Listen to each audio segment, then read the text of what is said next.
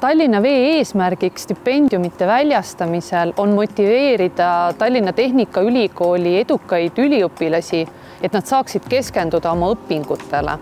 Me pakume ka praktikat oma stipendiaatidele ja loodame leida sealt valdkonna spetsiifiliste teadmistega tuleviku tegijaid.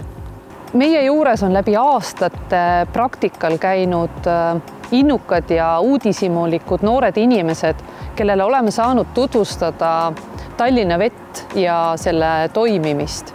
Tallinna Vesi on suur organisatsioon, kus töötavad erinevate valdkondade ja ametite esindajad, näiteks laborandid, keskkonnaspetsialistid, aga ka insenerid.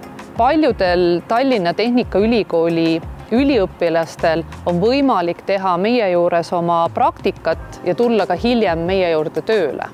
Tallinna Vesi on tööaja ja töökoormuse osas võimalikult paindlik, mida üliõpilased on ka väga hinnanud, sest see võimaldab neil ühildada tööelu ja õpingud.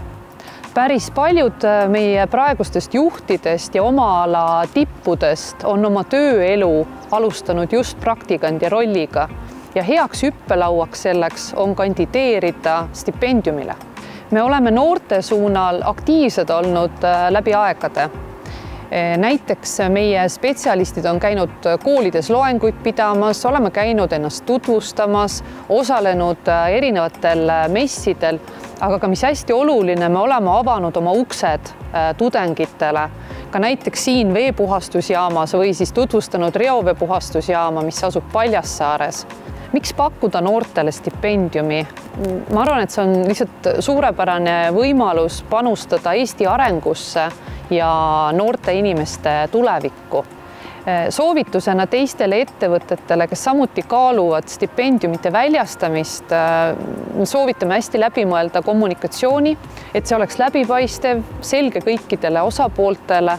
Toetava tegevusena soovitame käia koolides, ennast tutvustamas, avada enda ettevõtte uksed noortele selleks, et tutvustada iseennast ja ka oma stipendiumiprogrammi võimalusi.